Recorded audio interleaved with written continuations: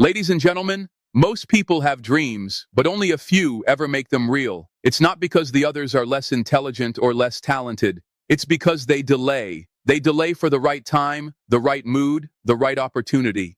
But let me tell you something. The right time will never come. The world will never send you an invitation saying today is the perfect day to begin. You must force yourself to take action even when you don't feel prepared, even when you're scared, even when you're tired. Because the truth is simple. Nothing changes until you move. When people have a concept, the first thing they usually do is attempt to make it perfect before they start. They spend weeks, months, sometimes even years waiting for the right design, the right plan, the right moment. But here's the truth. Perfection does not exist in the beginning. Perfection is the result of action, not the requirement for it.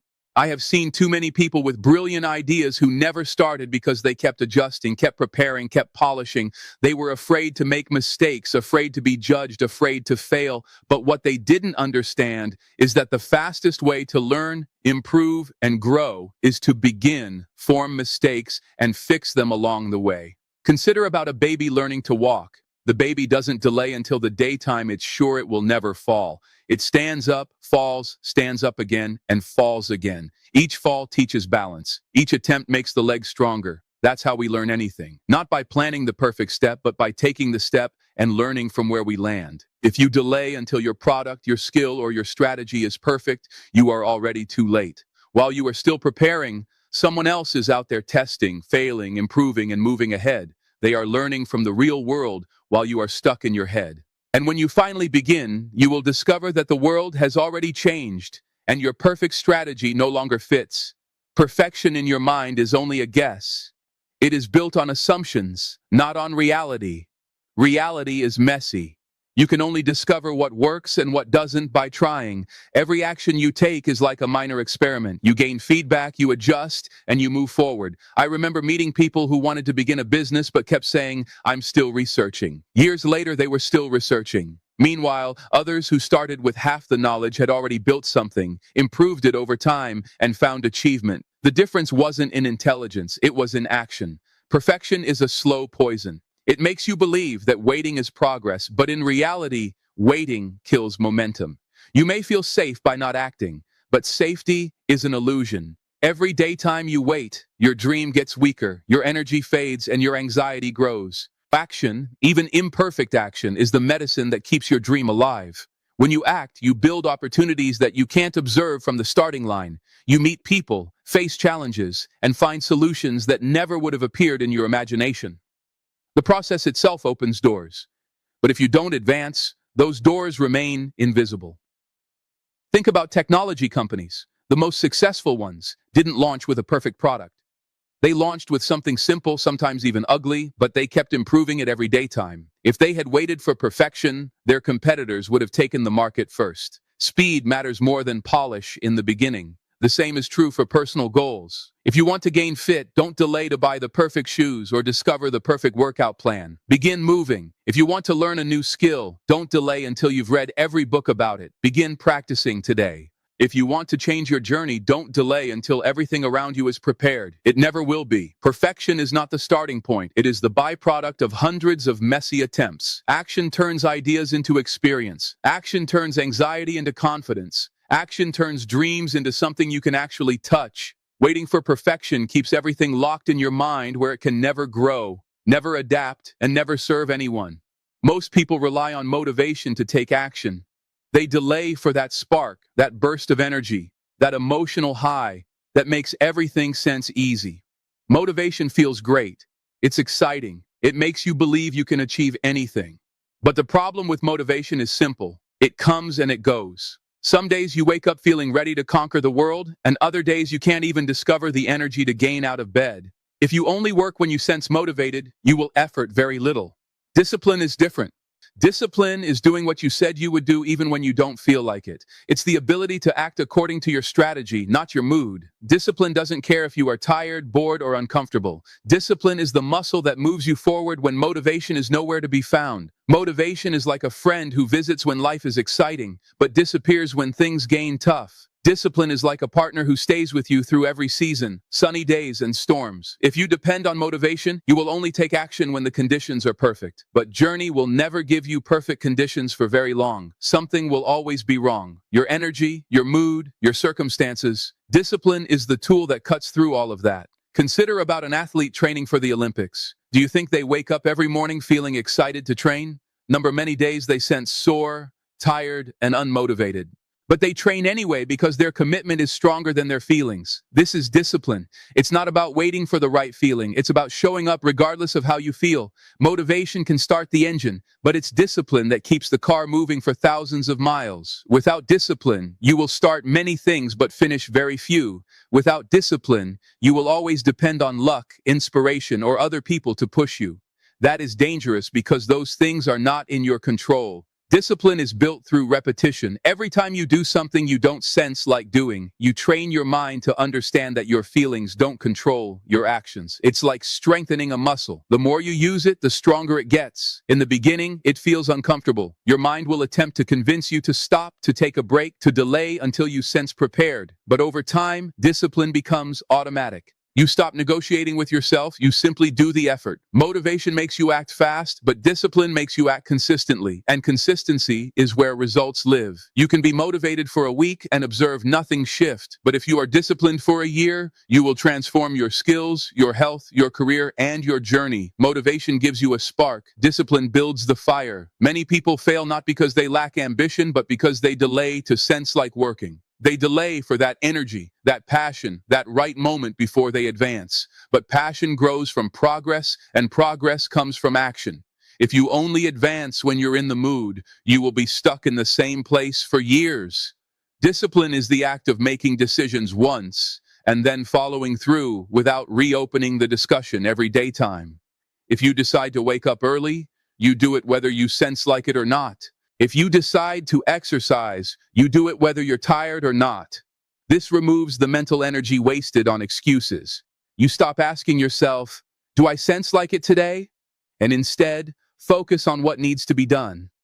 The world rewards those who can maintain moving when the excitement fades. Anyone can effort tough when they're motivated. Few can effort tough when they're not. That's why discipline is rare, and that's why it's powerful. Most people consider they require to form a huge leap to change their journey. They imagine quitting their job, starting a major business, moving to a new country, or doing something dramatic overnight.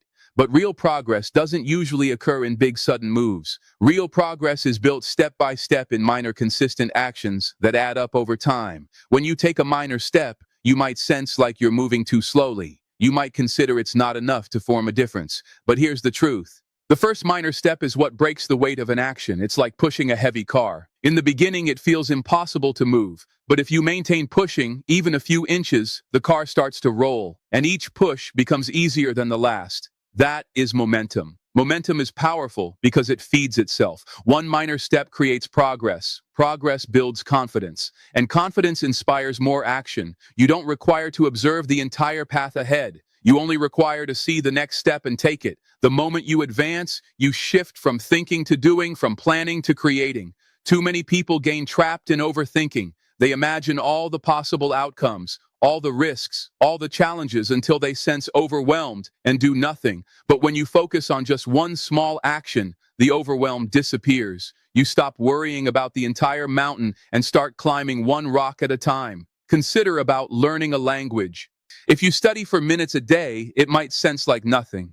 But after a year, you've studied for over hours. Those hours build skills, and skills open opportunities.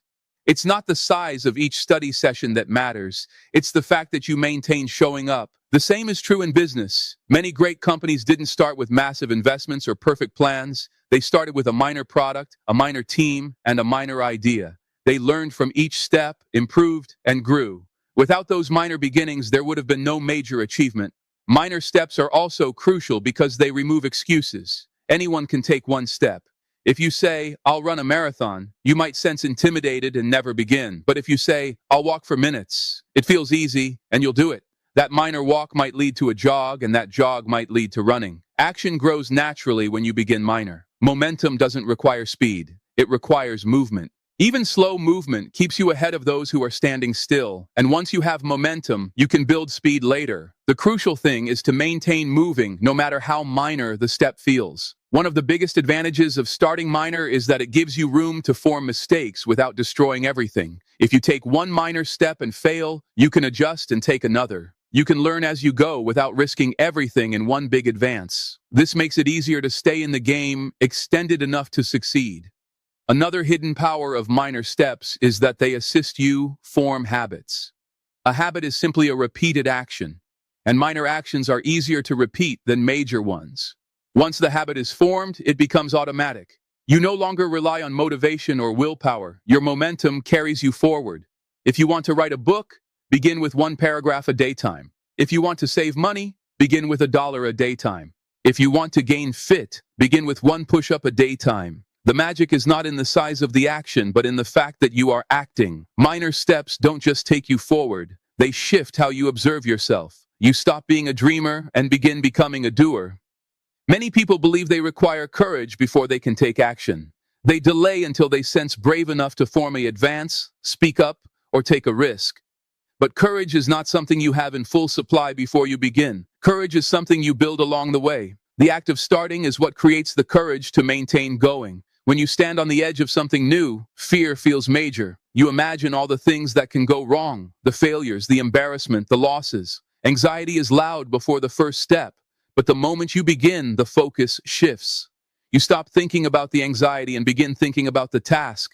You advance from imagining the danger to facing the reality. And reality is often less scary than the picture in your head. Think about the first time you tried something new, whether it was speaking in public, starting a job, or learning a skill. Before you began, your hands might have been shaking, your heart beating fast. But once you were in the middle of it, you began to adapt. The fear started to fade, replaced by concentration and action. That's because courage doesn't erase fear. It teaches you to advance forward despite it. Starting creates minor wins, and minor wins grow courage. Each step you take without giving up sends a message to your mind. I can handle this. With each attempt, the unknown becomes more familiar, and the familiar becomes less frightening. The more you act, the more your confidence grows. Not because the situation gets easier, but because you get stronger. The problem with waiting for courage before starting is that anxiety feeds on delay. The longer you delay, the more your mind has time to invent reasons why you shouldn't advance. The imagined problems grow larger than the real ones. But once you start, action cuts off fear's food supply. You stop feeding it with what-ifs and begin replacing it with what's next. Even the most confident people in the world sense anxiety before starting something crucial. The difference is they don't delay for the anxiety to go away. They begin anyway, knowing that courage will meet them along the road, not at the starting line. In business, this is why many successful entrepreneurs say their early days were the scariest. They didn't know all the answers. They didn't have certainty, but they took the first step, maybe launching a minor product, making the first sale, or meeting the first client. Each action brought experience, and each experience built courage to take the next bigger step. Courage grows because action gives you proof. It shows you that you can survive mistakes, adapt to challenges, and discover solutions you didn't consider you had. Without starting, you have no proof, only theories, doubts, and fears. Starting turns anxiety into feedback, and feedback into strength. Think about a soldier before battle. Training prepares them, but the first real fight is still terrifying. However, once the first moment passes and they are in action, instincts take over, and courage builds with each advance. The same is true for anyone facing a challenge, whether it's starting a company, speaking on stage, or making a journey shift. The anxiety is sharpest at the beginning, but the courage is strongest after you begin.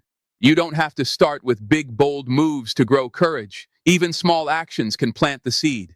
Sending one email, making one phone call, or taking one step toward your objective is enough to begin the process. Once the first step is taken, the second becomes easier, and the third easier. Still, the courage grows not in a sudden explosion, but in steady layers, each built on the one before. The more often you start, the more natural courage becomes. You begin to trust yourself not because you think nothing will go wrong, but because you know you can handle it when it does. This trust is what allows people to take bigger risks over time, not recklessly, but with the quiet confidence that they can face whatever comes. Anxiety is like a shadow. From a distance, it looks huge and dark, stretching far beyond your path. But when you walk toward it, you see that it's not as big as you imagined. Most of the anxiety we sense lives in our mind, not in reality. We picture the worst possible outcomes, we build stories of disaster, and we convince ourselves those stories are certain. The truth is, fear often loses its power the moment we confront it. Avoiding anxiety makes it grow. The more we turn away from it, the bigger it becomes in our imagination. It's like a wild animal that senses hesitation. It becomes louder and more aggressive when it knows you're afraid. But if you stand in front of it, you realize it's not as dangerous as it pretends to be. Consider about the first time you spoke in front of a group. The thought of standing there made your heart race, your hands sweat, your mind rehearse every possible mistake. But when you actually started talking, the anxiety began to fade. You were too busy focusing on your words, on the faces in front of you, on the moment itself. That's the power of facing anxiety. It forces you into the present where fear has less room to live.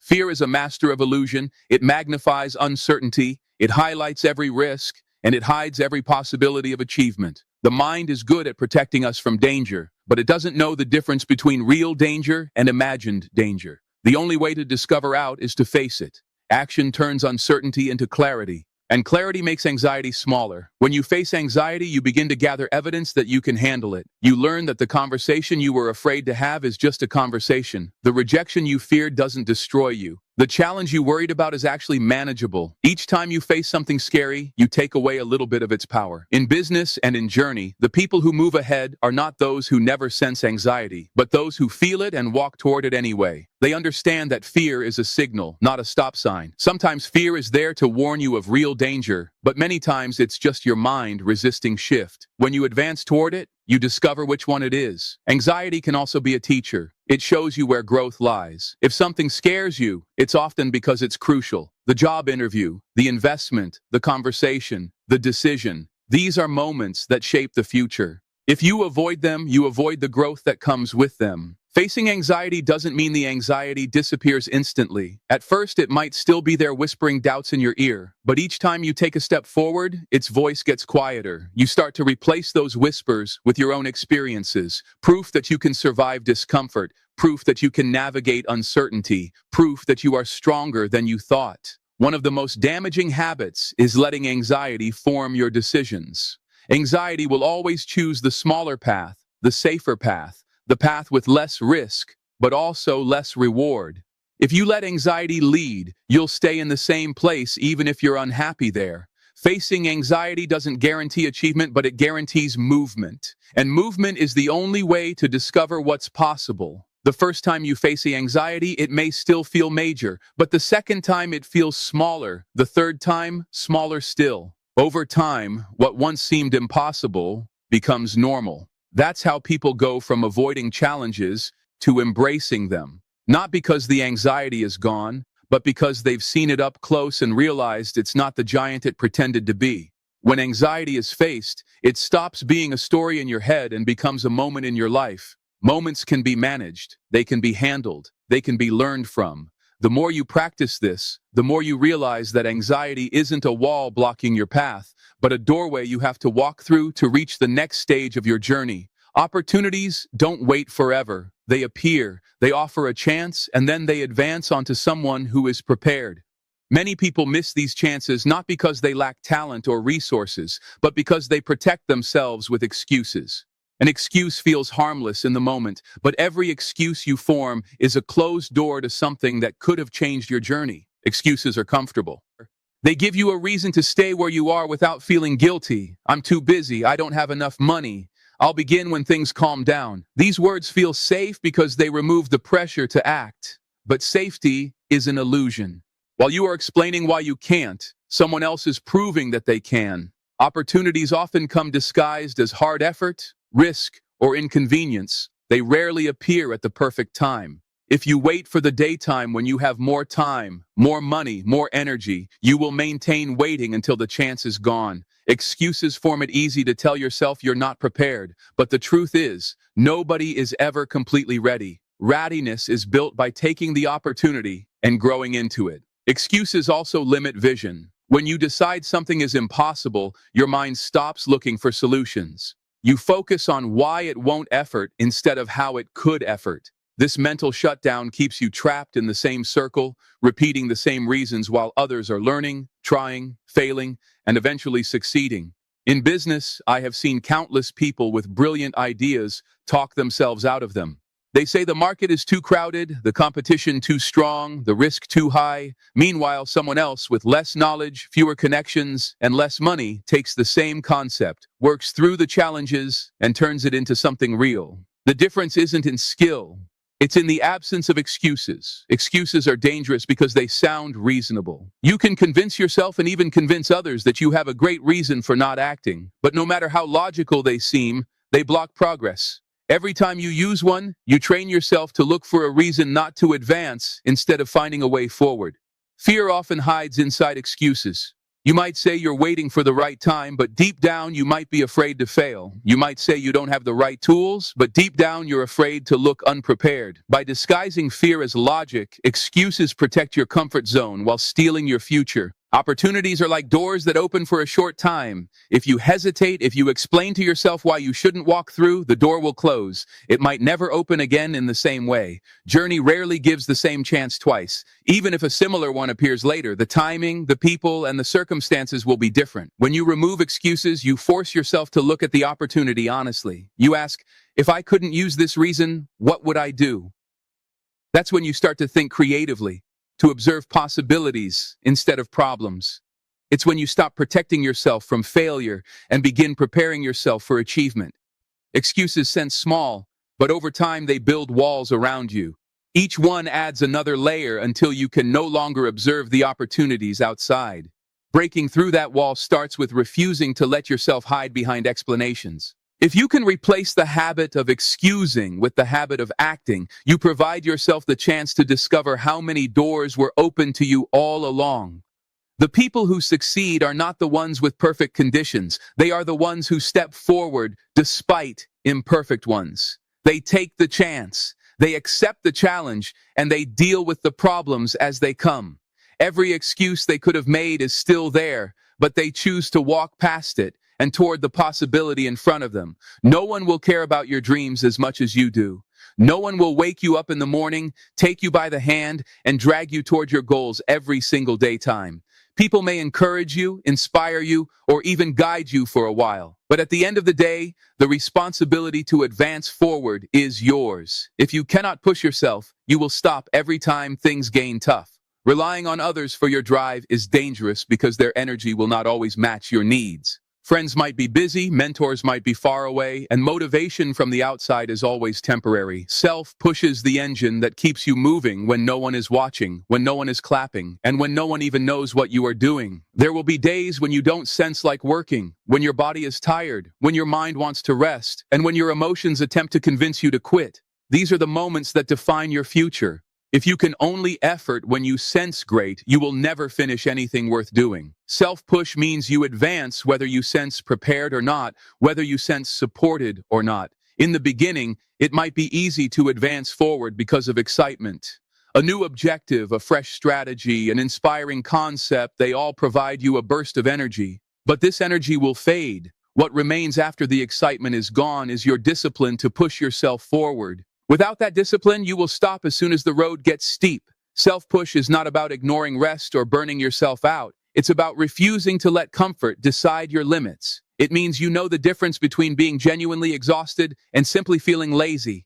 It means you refuse to negotiate with excuses. It means you form a promise to yourself and you maintain it even when the world is silent. Consider about the people who achieve extraordinary things. They are not superhuman. They simply refuse to depend on external pressure to maintain going. They set their own standards higher than anyone else would set for them. When they fall short, they don't delay for someone to tell them to attempt again. They tell themselves. Self-push builds resilience. Every time you make yourself work when you don't want to, you strengthen your mental muscles. You teach yourself that feelings are not the boss of your actions. You learn that you can function without waiting for inspiration. You become dependable to yourself. And that is one of the most valuable qualities a person can have in business, in fitness, in learning. The pattern is the same. The people who maintain growing are the ones who can sit down and effort when they are bored, tired, or uninspired.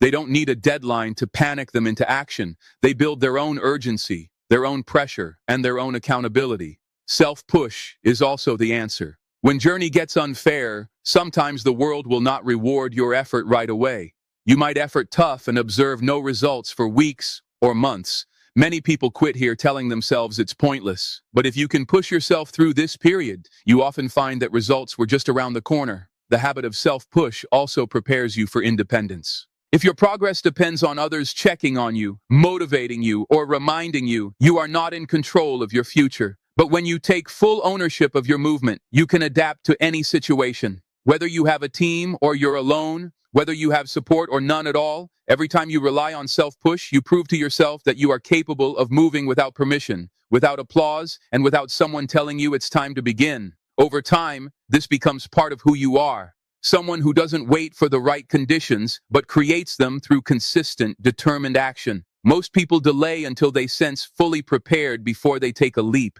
They tell themselves, I'll begin when I have more skills, when I have more money, when I have more experience. But the truth is, you will never sense completely ready. There will always be something you don't know, something you don't have, or something you wish were different. Waiting for readiness is another way of avoiding the discomfort of starting. The reality is that readiness comes after you commit, not before. The moment you say yes to something, you begin to grow into it. When you lock yourself into an objective, your mind starts working differently. You stop thinking like an outsider looking in, and you start thinking like someone who must make an effort.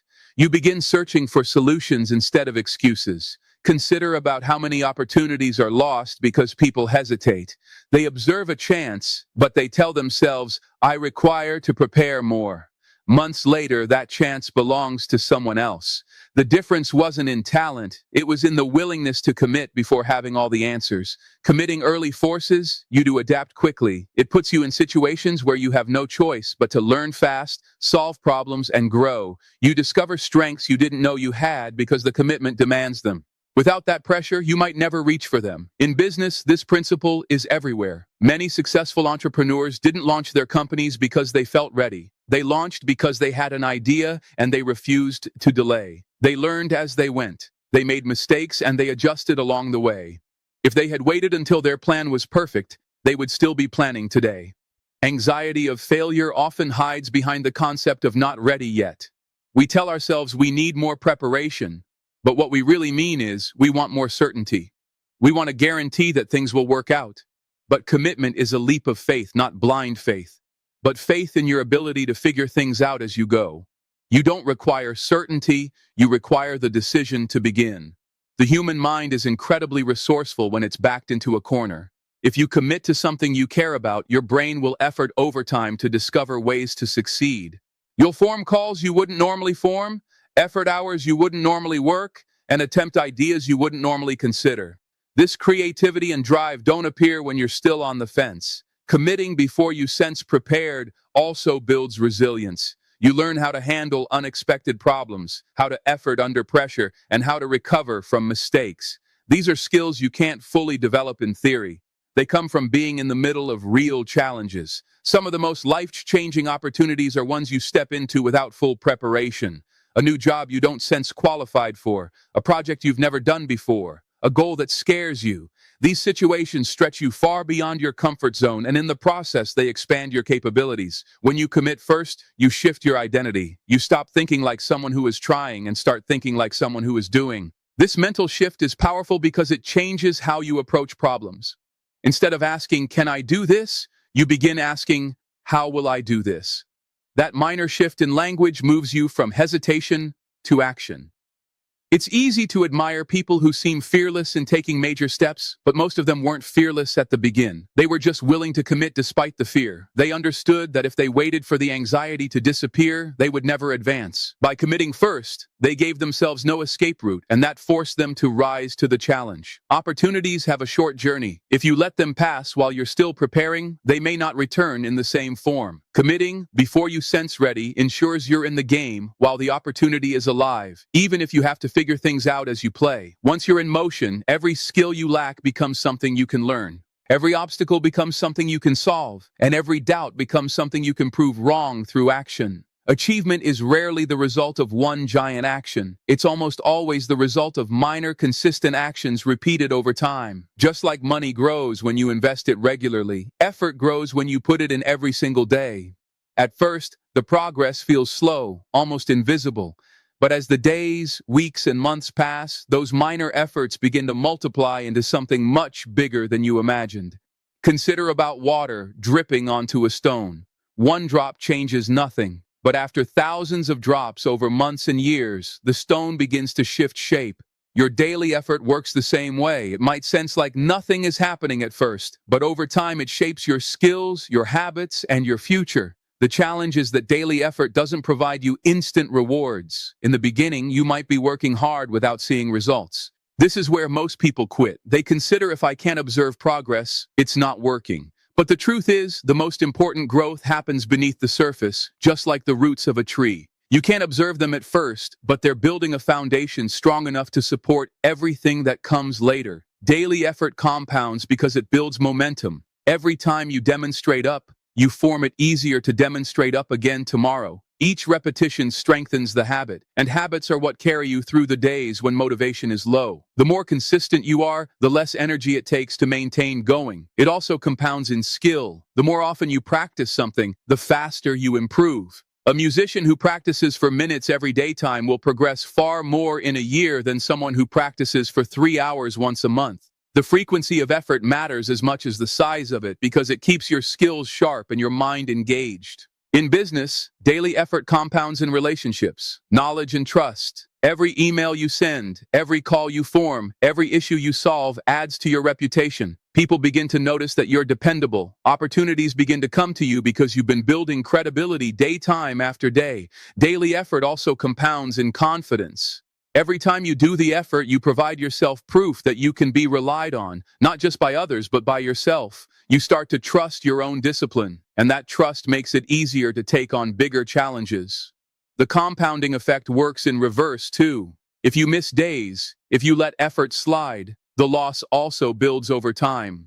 Just as minor actions can grow into big achievement, minor neglects can grow into big problems. Skipping one workout doesn't matter much, but skipping often builds the habit of quitting. Avoiding one task doesn't hurt much, but avoiding many builds a backlog that becomes overwhelming. Daily effort works best when it becomes non-negotiable. You don't debate with yourself about whether you'll work today, you simply do it. This removes the mental resistance and keeps the compounding process alive. Even on poor days, even with minor contributions, you maintain adding to the total. Over time, the total becomes something powerful. The beauty of compounding is that the benefits are exponential. In the early stages, it feels like you're putting in so much for so little. But there comes a point, a tipping point, when the results start to grow rapidly. The skills you've built, the relationships you've nurtured, the habits you've strengthened, all begin to effort together, producing results that are far greater than the sum of your efforts. This is why minor daily actions are more effective than bursts of extreme effort followed by extended breaks. Consistency beats intensity over time. The person who improves by just % each daytime will be far ahead of someone who works tough for a short while and then stops. That % doesn't sound like much, but over months and years, it transforms into something remarkable. When you understand how daily effort compounds, you stop chasing quick wins and begin focusing on steady progress. You realize that each day's effort is like adding another brick to a wall. One brick doesn't look like much, but maintain adding bricks every daytime, and one daytime, you'll have a fortress. Discipline is hard. Waking up early when you want to sleep in, working on your goals when you'd rather relax, saying no to distractions when they seem so tempting. These moments test you. Discipline demands effort, sacrifice, and sometimes discomfort. But as heavy as discipline feels in the moment, it is nothing compared to the weight of regret. Regret is not just an emotion. It is a burden that follows you for years. Discipline might form you uncomfortable for an hour or a daytime, but regret can stay with you for a lifetime. When you choose comfort today over discipline, you're not escaping pain. You're only delaying it, and it comes back much heavier. The pain of discipline is sharp and temporary. You sense it when you push yourself to train, when you force yourself to study, when you hold yourself to a standard that others ignore. But once the effort is done, the pain fades and is replaced by pride, progress, and results. The pain of regret, however, is dull but constant. It sits in your mind like an unanswered question. What if I had tried harder? What if I hadn't given up? What if I had started earlier? Regret grows with time. A missed opportunity today might feel minor, but years later you realize what it cost you. The skills you could have mastered, the career you could have built, the journey you could have lived. This is when the wait becomes unbearable because you can't go back. Discipline always gives you another chance tomorrow, but regret doesn't effort that way. Discipline demands payment up front. It asks you to effort now so you can enjoy later. Regret charges interest. The longer you avoid discipline, the more the cost grows. One missed day becomes a missed week, then a missed month, until the gap between where you are and where you could have been is so wide you can barely observe the other side. People often confuse freedom with doing whatever they sense like in the moment, but real freedom comes from discipline. When you control your habits, your time, and your actions, you control your future. Without discipline, you become a prisoner to regret, wishing you had acted differently when it's too late to shift the outcome. Discipline might mean saying no to a night out so you can effort on your project. It might mean waking up early to prepare for a crucial opportunity. In those moments, you might sense like you're missing out, but what you're really doing is investing in a future where you don't have to look back and say, I wish I had been more serious when it mattered. A regret steals joy from the present because it keeps your mind stuck in the past. You observe others achieving what you once dreamed of, and you know you had the chance but didn't take it. That kind of pain is far heavier than the discomfort of discipline. With discipline, you carry the weight for a short while, and then it turns into strength. With regret, you carry it for as long as you remember what you lost. In every difficult choice, there are two pains to choose from: the pain of discipline or the pain of regret. The pain of discipline weighs ounces. The pain of regret weighs tons. One builds you, the other breaks you. When you practice discipline, you are choosing a short-term sacrifice for a long-term reward. When you avoid discipline, you are choosing short-term comfort for a long-term cost. That cost is not just missed opportunities, but also the loss of self-respect. You start to question your own ability to follow through, and that doubt eats away at your confidence. Discipline is never easy, but it is always worth it. Regret is easy to earn, but impossible to erase. You can recover from a hard daytime of effort, but you cannot recover lost years of inaction. Every time you choose discipline, you are protecting yourself from the silent heavy weight that comes from knowing you could have done more, but didn't. In conclusion, journey will never hand you the perfect moment to begin. The truth is, waiting is the easiest thing in the world and also the most expensive. Every day you delay is a daytime you never gain back. Achievement does not belong to those who simply consider about their goals. It belongs to those who act even when they sense unprepared, scared, or tired. Forcing yourself to take action is not about ignoring anxiety, doubt, or uncertainty. It's about moving forward despite them. The first step may sense minor, but it creates momentum. And once momentum builds, it becomes easier to keep going. You will discover that courage comes after action. Discipline grows stronger with practice, and opportunities open only to those already in motion. You don't require to observe the whole path to start walking. You don't require every answer before you begin. What matters is that you advance today, not tomorrow, because time will pass anyway, and the choice is yours. Let it pass filled with excuses, or let it pass filled with progress. The people who change their lives are not the ones who delay, but the ones who decide right now to force themselves to take action.